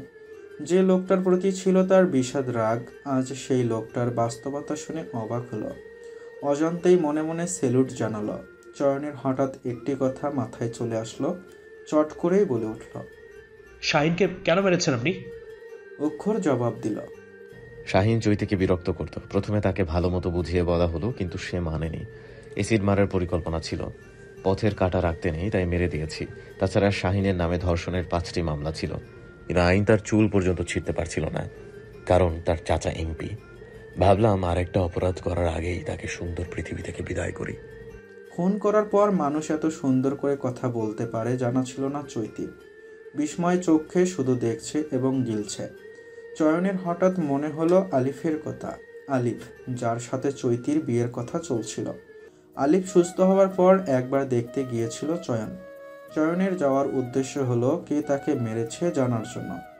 আলিফ যখন হামলাকারীর বর্ণনা দিল, চট করে চয়নের চোখের সামনে অক্ষরের মুখশ্রী ভেসে উঠল। সাথে সাথে মোবাইল বের করে অক্ষরের ছবি দেখাতে আলিফ সায় দিল, এই সেই লোক। তখনই সন্দেহ হয় অক্ষর চৈতির ব্যাপারে। কিছুদিন নজর রাখার পর যখন প্রমাণ পাচ্ছিল না, তখনই প্ল্যান করে ঝুমুরকে নিয়ে ঘুরতে যাবে। প্ল্যান অনুযায়ী কাজ হলো, জানতে পারলো সত্যিটা। গোপন একটা নিঃশ্বাস ছেড়ে আবারও প্রশ্ন করলো চয়ন, আলিফকে কেন মেরেছেন? ওর তো দোষ ছিল না। সহজ উত্তর দিল অক্ষর, ওর সাথে প্রথমে ভালো ব্যবহার করছি, কিন্তু আলিফ আমার প্রস্তাব প্রত্যাখ্যান করে। বারবার বলেছিলাম চৈতির সাথে বিয়েতে অমত পোষণ করতে। বেচারার চৈতিকে এত ভালো পছন্দ হয়েছে যে সে নাকচ করলো আমার প্রস্তাব। যাকে এতদিন ধরে ভালোবেসে এসেছি, এখনো তাকে ভালোবাসার কথা প্রকাশ করতে পারিনি। ওই 2 দিনের ছেলে কিনা সহজেই পেয়ে যাবে আমার প্রেয়সীকে, মানতে পারলাম না। আমার রাগ সম্পর্কে তুমি ভালো মতোই জানো চয়ন। সহজে বলার পর রাজি না হলে আমি কত ভয়ঙ্কর হতে পারি নিজ চোখে দেখেছো তুমি। তবে আলিফকে আমি মেরেছি, বেশি নয়, তবে ওর মনে ভয় প্রবেশ করাতে পেরে আমি আনন্দিত। অক্ষরের মুখে ফুটল ভয়ঙ্কর হাসি। চৈতি কেঁপে উঠল সেই হাসিতে। আজকের অক্ষরকে সে চিনতে পারছে না। তার সামনে বসা অক্ষরকে দেখে ওর ভয় হচ্ছে। কই, আগের অক্ষরকে দেখে তো তার ভয় হতো না। তখন তার মনে বাসা বাঁধত শুধু ভালোবাসা। ঝুমুর চৈতির হাত চেপে ধরল। সে জানতো তার ভাই বদরাগী, কিন্তু আজ তো নিজের ভাই ও স্বামীর আসল রূপ দেখে ভয় পাচ্ছে। সবকিছু খোলাসা হবার পর চয়ন বলল, ঝুমুরকে যে ছেলে ফলো করছিল সে এমপির লোক? অক্ষর মাথা নাড়িয়ে বলল। হুম। সে কিভাবে জানলো আপনি শাহিনকে খুন করেছেন? ঠোঁট কামড়ে হাসলো অক্ষর, এলোমেলো চুলগুলো আরো এলোমেলো করে বলল। তুমি খুবই বোকা চয়ন। যেদিন শাহিনকে খুন করেছিলাম সেদিন তুমি আমার পাশেই ছিলে, কিন্তু তোমার নজর শুধু আমি আর শাহিন ছিলাম। তোমার পেছনে দাঁড়িয়েছিল লামিম। সে ভেবেছিল আমরা কেউ তাকে দেখিনি। সেদিন পুরোটা সে ভিডিও করে নিয়ে যায়, আমাদের ব্ল্যাকমেইল করার জন্য ঝুমুরের পিছু নেয়। সে ভেবেছিল আমরা তাকে অনেক টাকা দিব, কিন্তু আফসোস তাকে তোমার হাতে পাঠিয়ে দিই। সেদিন আমি নিজের থেকেও বড় কিলার দেখেছিলাম। লামিমকে যে মার দিয়েছিল বেচারা হয়তো বলতে চেয়েছিল, ভাই আমাকে জানে মেরে ফেলুন, তবুও প্লিজ আর কষ্ট দিয়েন না। অট্টহাসিতে ফেটে পড়ল অক্ষর। চয়ন স্মরণ করলো সেদিনের কথা। অক্ষরের কাছ থেকে ভিডিও দেখার পর মাথা গরম হয়ে যায় তার। অনেক খোঁজাখুঁজির পর যখন কোনো হদিস মিলে পায় না, তখনই অক্ষর তাকে খবর এনে দেয়। তারপর হয় হামিমের মৃত্যু, চয়নের প্রথম খুন। অক্ষর এবার গলা ছেড়ে বলল। তোমার বোনকে খুনির হাতে তুলে দিতে পারবে না, কিন্তু আমার বোনকে তো ঠিকই নিজের করে নিতে পারলে চয়ন। খুন একটা হোক কিংবা চারটা, খুন তো খুনই হয়। তোমার বউকে বাঁচানোর জন্য যদি তুমি খুনি হতে পারো, তাহলে আমার ভালোবাসার মানুষকে বাঁচানোর জন্য আমি খুনি হতে পারি না? কথা বলার ভান্ডার ফুরিয়ে গেল চয়নের। সত্যি তো খুন তো তারা দুজনেই করেছে। চৈতি এবার মুখ খুলল, বলল। তোমরা যা বলেছো সবই শুনলাম। আইনের লোক হয়ে আইনের বিরোধিতা করতে পারলে তোমরা, বুঝলাম তোমরা অন্যায়ের বিরুদ্ধে কাজ করেছো, তাই বলে মানুষ হত্যা করবে? আমি ভাবতে পারছি না আমার ভাই আর স্বামী খুনি। চয়ন শান্ত ভঙ্গিতে তাকিয়ে রইল। উত্তর দেওয়ার ভাষা নেই তাদের। শান্ত পরিবেশ, নীরবতার মাঝে শুধু চারজন মানুষের নিঃশ্বাসের শব্দ শোনা যাচ্ছে। মুখের বাক্য ভাণ্ডার ফুরিয়ে আজ শূন্য, কণ্ঠস্বর শুকিয়ে কাঠ। শব্দরা হারিয়ে যাওয়া চুপচাপ থাকলো কিছু মুহূর্ত, কিছু সময়। পিচ ঢালা রাস্তার পাশে বসে আছে চয়ন অক্ষর। দুজনের দৃষ্টি আকাশের নিঃসঙ্গ চাঁদের পানে। দরজায় খিল দিয়ে বসেছে ঝুমুর। আজ জায়গা হবে না চয়নের। লজ্জায় কষ্টে চয়ন রাস্তায় বসেছে। অক্ষর এসেছে নিঃসঙ্গ চয়নের সঙ্গ দিতে, কারণ সে নিজেও আজ নিঃসঙ্গ পথিক। দমকা হাওয়া বইছে, গরম হৃদয় শীতল করার আপ্রাণ চেষ্টা চালানো হচ্ছে, কিন্তু এ হৃদয় হরণী পুড়িয়েছে। দমকা হাওয়া কি পারবে শীতল করতে? না, পারবে না। পুরো হৃদয়ের ক্ষত মোছার জন্য দরকার প্রেয়সী। নীরবতা ভঙ্গ করলো অক্ষর, কাটকাট গলায় বলল। সব অজানা ভালো ছিল না? নিজেও রাস্তাবাসী হলে তোর সাথে আমাকেও বানালে। এখন বসে বসে আকাশের তারা গোনা ছাড়া আর কি কাজ আছে? ফ্রিতে কিন্তু মশার কামড় বোনাস হিসেবে পাওয়া যাবে। তপ্ত নিঃশ্বাস ছাড়লো চয়ন, মন খারাপ নিয়ে বলল। আপনার কথা বললেই হতো, আমার কথা কে বলতে বলেছে? আপনার বোন এখন আমার উপর খুব ক্ষেপে আছে। দু চোখ ছোট করলো অক্ষর, ব্রু কুঁচকে বলল। তোমাকে সাধু বানিয়ে আমি অসাধু হয়ে তোমার বোনের সামনে ঘোরাঘুরি করবো, তাই না? মোটেও গর্ধব নই আমি। হতাশ গলায় চয়ন বলল। বাঁকা চোখে তাকালো অক্ষর, গম গম কণ্ঠে জিজ্ঞাসা করল। সুনাম করলে নাকি দুর্নাম? আপনার দুর্নাম করার সাহস আমার আছে? জীবনের মায়া আছে আমার। আপনার বোনকে নিয়ে সুশান্তিতে সংসার করতে চাই। প্লিজ স্যার, আইডিয়া ভাবুন। চয়নকে থামিয়ে অক্ষর বলল। দাঁড়াও, ভাবতে দাও। বললেই তোর প্ল্যান চলে আসে না। ওয়েট। অনেকক্ষণ ভাবনা চিন্তা করে অক্ষর উল্লাস কণ্ঠে বলে উঠল। পেয়েছি। অক্ষরের উৎফুল্লতা মুখশ্রী দেখে চয়নের ঠোঁটে হাসি ফুটল। উৎসুক হয়ে বলল। কি প্ল্যান স্যার? তাড়াতাড়ি বলুন প্লিজ। ঠোঁট চেপে ধরে ভ্রু নাচালো অক্ষর, মাথা ঝাঁকিয়ে শার্টের হাতা ঠিক করল। চয়ন বিরক্ত কণ্ঠে বলল।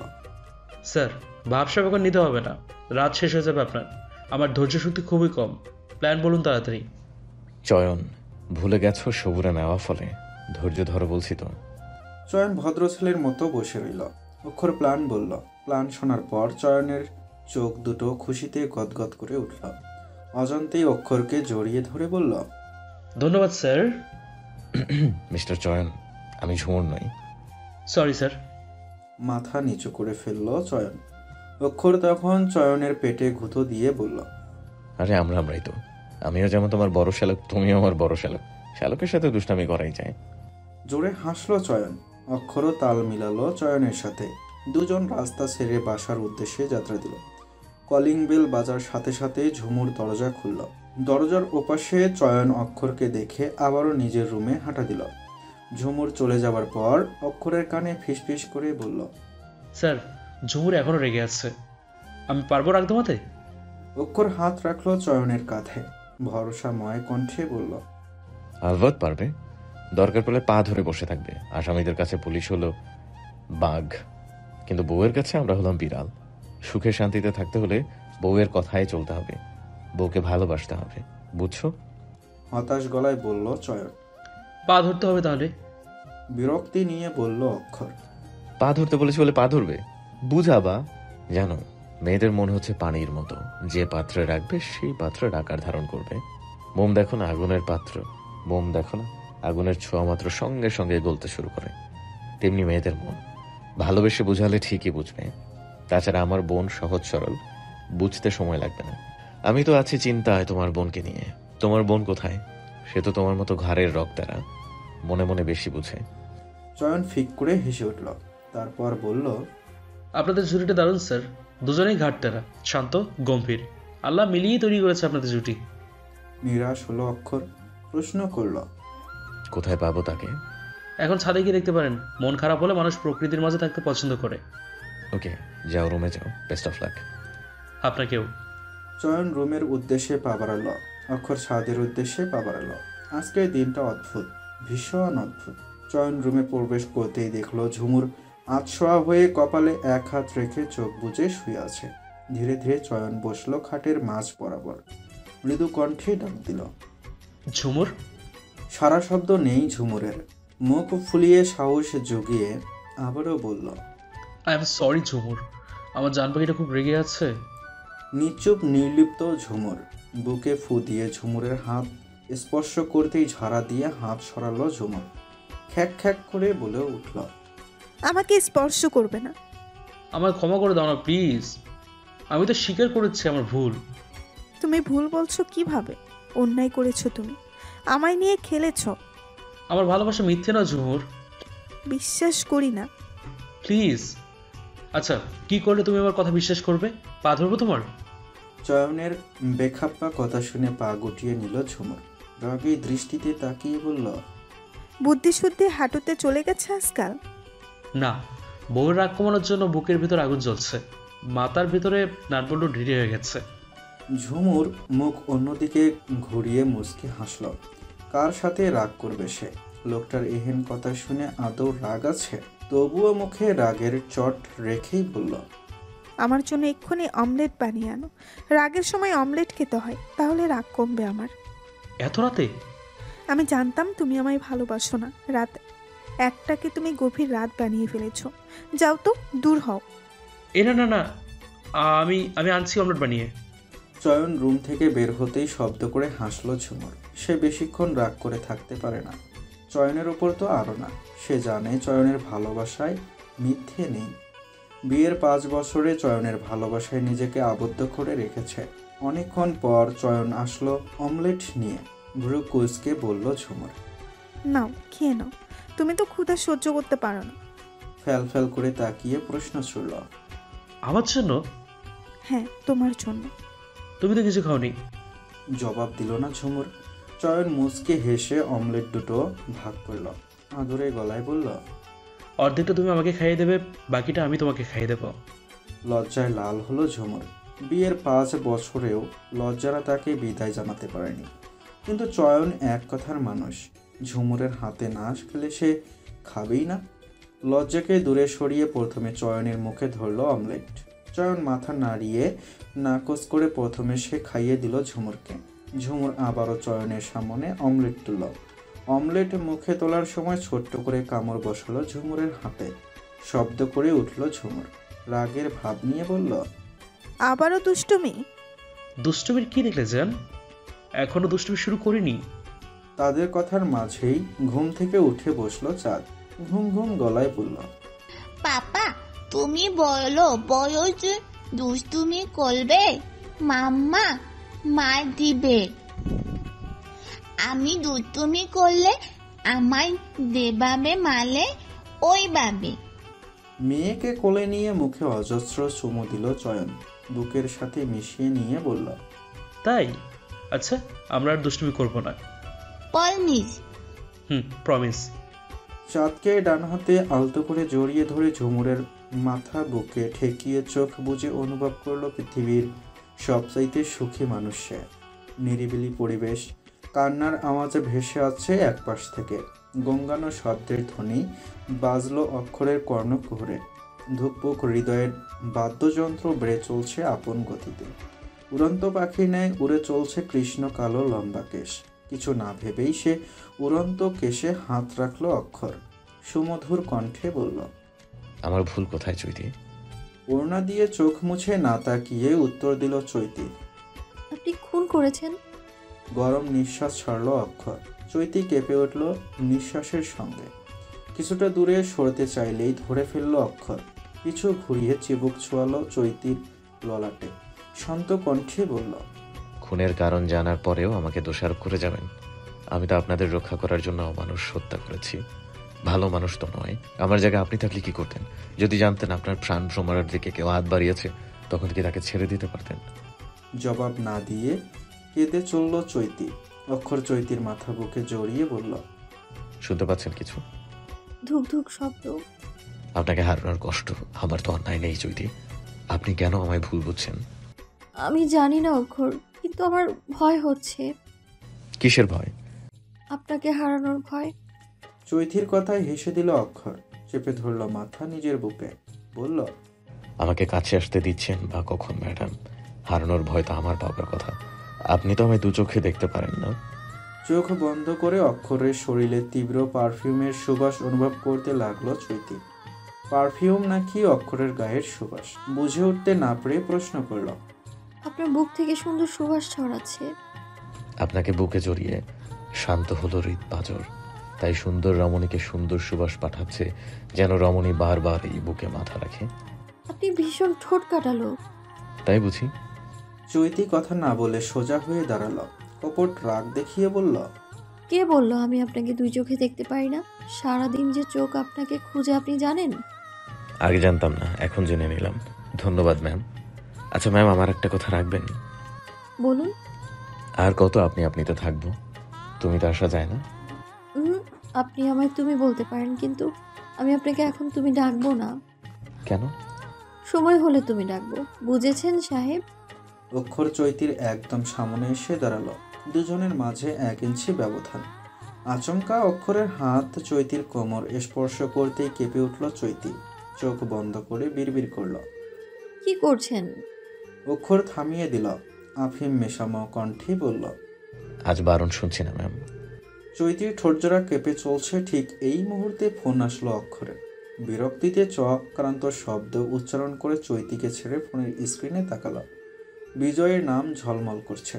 কপালে ভাঁজ করে বলল, এদের না আজকে বাসর রাত? ফোন দিচ্ছে কেন? ফোন রিসিভ করলো অক্ষর। অশ্লীল কতগুলো বাক্য ব্যবহার করে বলল, ফোন দেওয়ার সময় পাইলি না শালা। জয় বিজয় কাচুমাচু মুখ নিয়ে সব শুনল।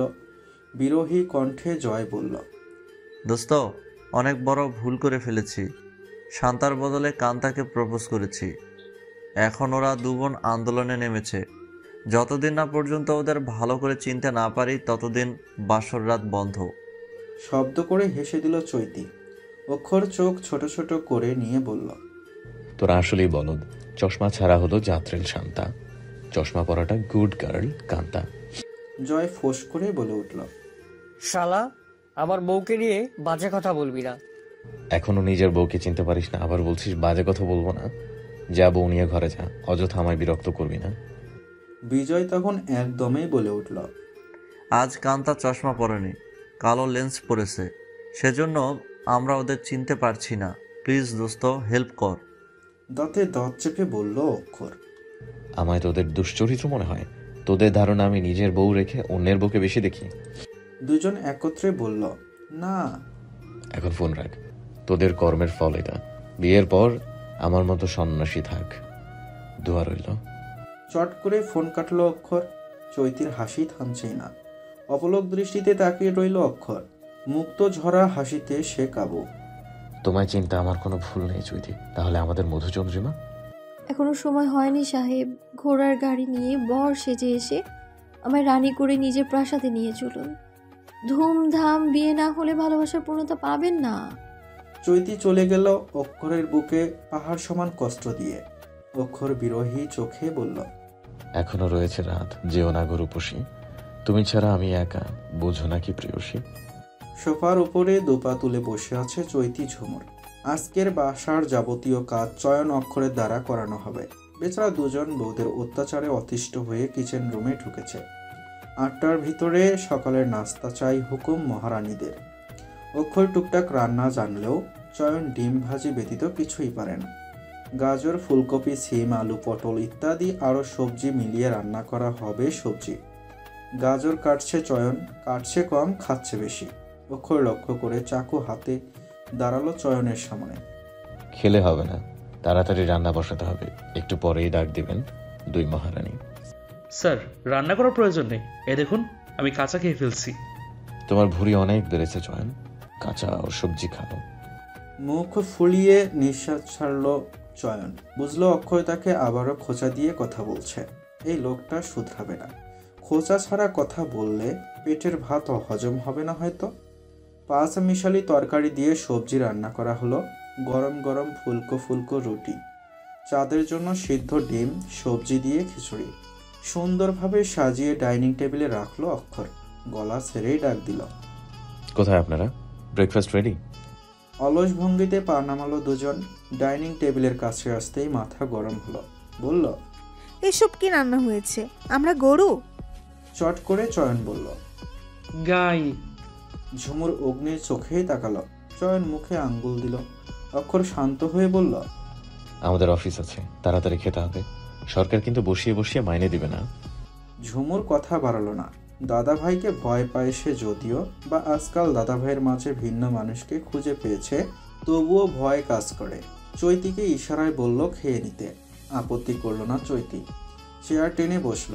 চয়ন সুযোগ বুঝে ঝুমুরের পাশে বসে পড়ল। চাঁদ ঘুমোচ্ছে। ঘুম থেকে ওঠার পর তাকে খাওয়ানো হবে। স্বাভাবিকভাবেই শেষ হলো সকালের নাস্তা। ভার্সিটির মাঠে গোল হয়ে বসেছে 3 জন। শান্তা কান্তার মুখ গম্ভীর।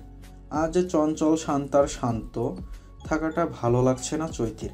গলা ছেড়ে বলল, দোষ জয় বিজয়ের নেই, ওরা বুঝতে পারেনি। তোদের দুজনকে চশমা ছাড়া একরকম লাগে, আমিও তো কনফিউজ হয়ে যাই। বেচারাদের কি দোষ বলতো? কান্তা চশমা ঠিক করলো। চোখে তার অজস্র পানি। কান্নার জন্য কথাটা আটকে যাচ্ছে কণ্ঠস্বরে। ঢোক গিলে বলল, বাসর রাতে জয় আমাকে জড়িয়ে ধরেছিল, আমি বিজয় ভেবে কিছুই বলিনি। জয় যখন দুষ্টু দুষ্টু কথা বলছিল তখন আমি বিজয় ভেবে লজ্জায় মরি মরি। কিন্তু কথা শেষ পর্যায়ে জয় শান্তার নাম উচ্চারণ করাতে বুঝতে পেরেছি বিরাট ভুল করে বসেছি আমরা। জয়কে যখন বললাম আমি কান্তা, ও এক লাফে বিছানা থেকে ধপাস করে ফ্লোরে পড়ে যায়। তুই বল চৈতি, সেই দিন যদি অঘটন ঘটে যেত তাহলে কি হতো? ছি, ছোট বোনের স্বামীর সাথে, ভাবতেই শরীর কেঁপে উঠছে। কথাটা শুনে হাসি পেলেও হাসলো না চৈতি। যদি সত্যিই গভীরে চলে যেত তাহলে মারাত্মক ভয়ঙ্কর কাজ হতো। তোকে কে বলেছে চশমা ছাড়া বাসর ঘরে ঢুকতে? দোষ তো তোদের। তোরা নিজেরাও তো জয় বিজয়কে চিনতে পারিসনি। শান্তা বলল, চিনব কিভাবে? দুটোই এক কোম্পানির, দেখতে শুনতে সেম সেম। মাথা নাচালো চৈতি। রসিকতা করে বলল, ওদের ক্ষেত্রে প্রোডাক্ট দুটো একই কোম্পানির, একই ব্র্যান্ডের, একই মডেলের, আর তোমরা দুইটাও কি? তোমরাও তো একই ধরনের প্রোডাক্ট। বেচারা ভুল করলে ভুল, তোমরা ভুল করলে সাধু। দেশ নারী চালাচ্ছে বলে দোষ গুণ দেখবি না? নারীতান্ত্রিক যা বলবে তাই হবে। মেনে নেওয়াই যাচ্ছে না। ব্রিটিশদের মতো আচরণ করে বেচারাদের কষ্ট দেওয়া মোটেও ঠিক হচ্ছে না।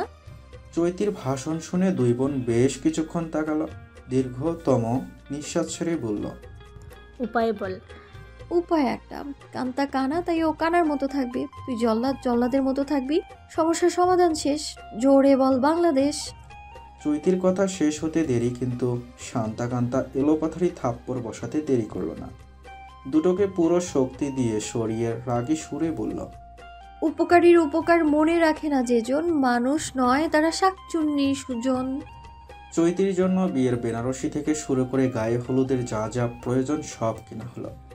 ঝুমুর ক্লান্ত মুখে চকলেট মিল্ক শেক খেয়ে চলছে। বিয়ের মার্কেট কম নয়। অক্ষর চয়ন আসতে পারেনি, স্বাক্ষর নিয়ে এসেছে তাদের। চৈতি খেয়াল করে দেখল স্বাক্ষরের মুখ শুকনো। চঞ্চল ছেলেটা চুপচাপ হয়ে গেছে। ফোলা ফোলা চোখ দেখে বোঝা যাচ্ছে সে কেঁদেছে। চোখের নিচের কালো দাগ জানান দিচ্ছে অনেকদিন ধরে অনিদ্রায় ভুগছে। ঝুমুর চাঁদকে নিয়ে রেস্টুরেন্টের ওয়াশরুমে গিয়ে 2 মিনিট হলো। চৈতি দেখল আজ স্বাক্ষর তার সাথে কথা বলছে না, ভুল করেও তাকাচ্ছে না। বলল, স্বাক্ষর, আপনি আমায় কিছু লুকাচ্ছেন? দ্বিমত পোষণ করল না স্বাক্ষর। অক্ষরের মতোই শান্ত হাসল সে। সোজাসুজি ভাবেই বলল, আমি তোমাকে ভালোবাসি চৈতি। চৈতি ঘাবড়ালো না। সে জানতো স্বাক্ষর এমন কিছুই বলবে। স্বাক্ষরের মুখের ভাবভঙ্গি দেখেই আন্দাজ করতে পেরেছিল। গোপন নিঃশ্বাস ছেড়ে বলল, আমি আপনার বড় ভাইয়ের স্ত্রী স্বাক্ষর। আমি জানি চৈতি, মনের কথা চেপে রাখতে কষ্ট হচ্ছিল, তাই বলে ফেললাম। দয়া করে দাদাভাইকে বলবে না। কবে থেকে ভালোবাসেন আমায়? চোখ মেলে তাকালো স্বাক্ষর। চৈতিকে ভালো করে দেখে বলতে শুরু করলো, ঝুমুর আবুর বাসায় যেদিন তোমাকে প্রথম দেখেছিলাম সেদিন থেকে পছন্দ করা শুরু করেছি। ধীরে ধীরে ভালোবেসেছি। মন খারাপ করবে না চৈতি, আমি তোমাকে ভুলে যাওয়ার চেষ্টা করব। পুরোপুরি ভুলতে হয়তো পারবো না। চৈতি কথা বাড়ালো না। দরকার কি পুরা হৃদয়ের ক্ষত বাড়াতে? একজন পুরুষ তখনই কান্না করে যখন সে কাউকে প্রচণ্ড রকমের ভালোবাসে। কিন্তু নিরুপায় চৈতি। অক্ষরকে ছাড়া সে অচল। পুরো দমে বিয়ের কেনাকাটি শেষ করলো 3 জন। রাত প্রায় 10টা। ক্লান্ত শরীরে বিছানা শুয়ে ফোনের দিকে তাকালো। অক্ষরের নাম বলে ডায়াল করলো। ফোন রিসিভ হবার পর রাশভারী কণ্ঠে ভেসে উঠল, বলো। জীবনসঙ্গীকে রোমান্টিক হতে হবে। আনরোমান্টিক আমি নিজেই। বিয়ের চিন্তায় নিশ্চয়ই পাগল হয়ে গেছো। পুলিশ লোককে বিয়ে করতে নেই সাহেব, তারা মনের খবর রাখে না। তো কাকে বিয়ে করা উচিত? এই ধরুন, আমার সমবয়সী ইয়াং ছেলেকে বিয়ে করব। তাদের মাঝে রোমান্টিকতার ছোঁয়া বেশি। ফোন কেটে বাইরে আসো। ইয়াং ছেলে বিয়ে করার শখ অতি যত্নে পূরণ করছি। আসতে পারবো না। জোর করে ধরে আনবো। আসবো? আসছি, বিপজ্জনক মানুষ। অবশেষে ঠোঁটকাটা নামের মোচন ঘটল।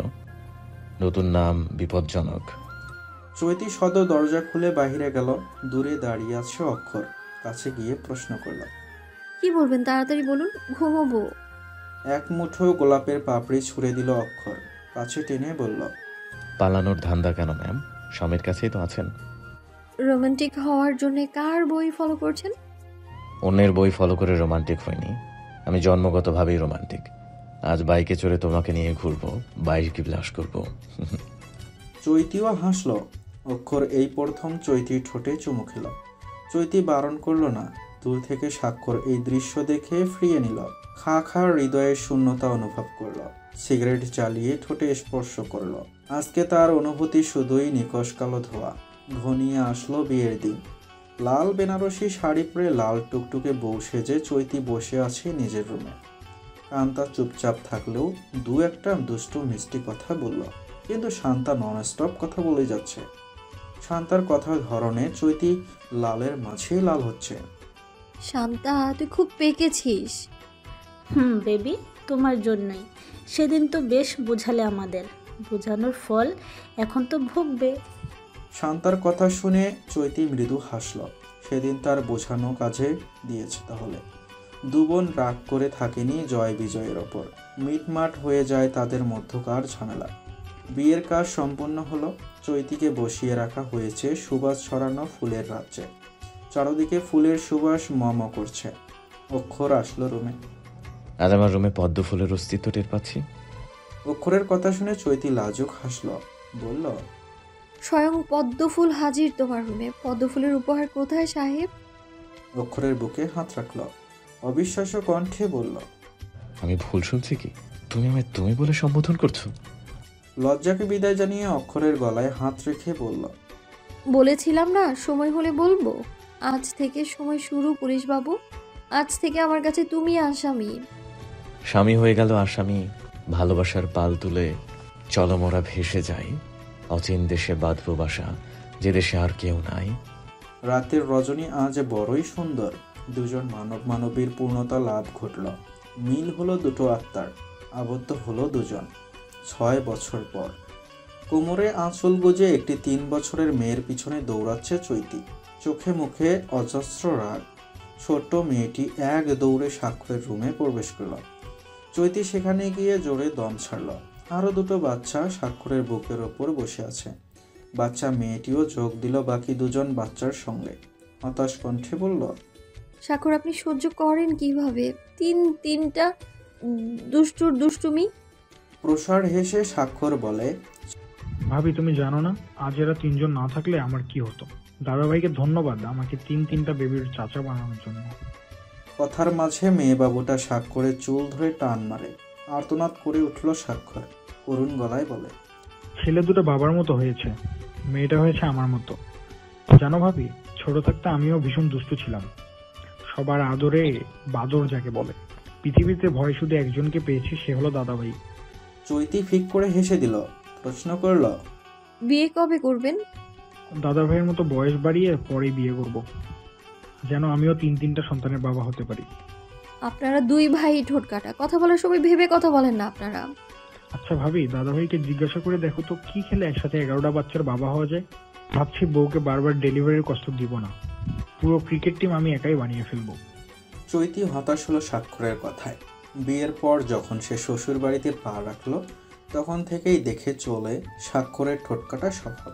সে ভেবেছিল প্রেমে ছ্যাঁকা খেয়ে হয়তো স্বাক্ষর দেবদাস হবে, কিন্তু না, তাকে অবাক করে দিয়ে স্বাক্ষর হয়ে উঠল দেবদাসের ঠিক উল্টো।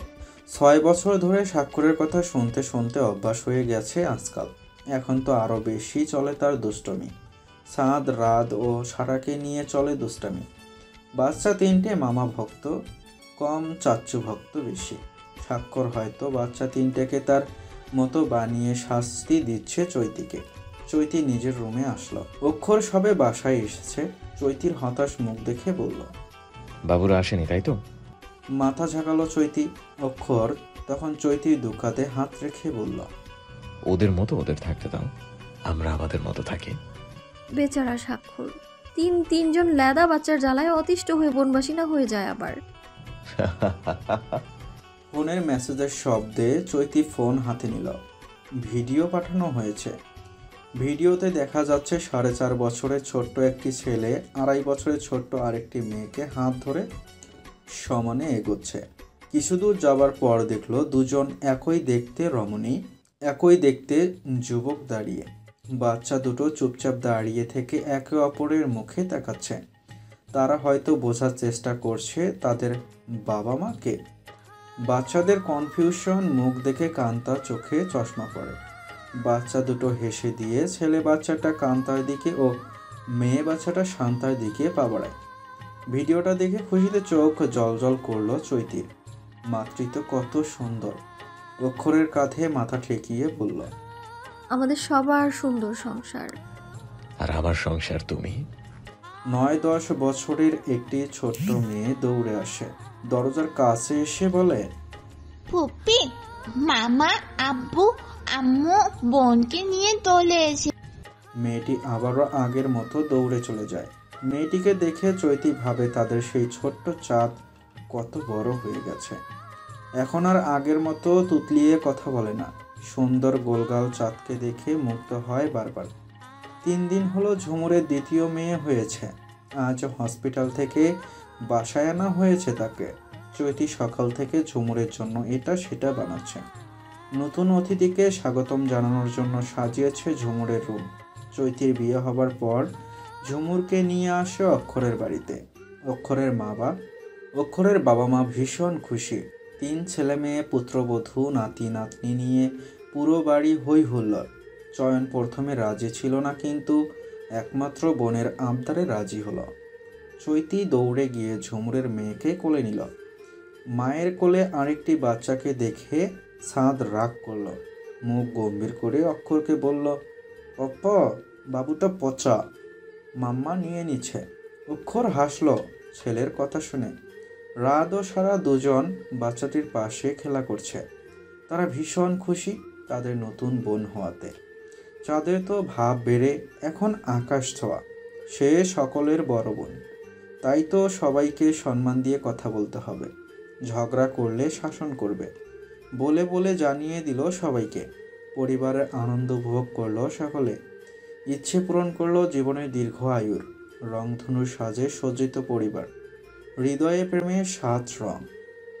হ্যালো বন্ধুরা, গল্পটি এ পর্যন্তই ছিল। গল্পটি কেমন লেগেছে অবশ্যই কমেন্ট বক্সে জানাবেন, আর সেই সাথে গল্পটি শেয়ার করবেন, গল্পগুলো লাইক করবেন। ধন্যবাদ সবাইকে। আল্লাহ হাফিজ।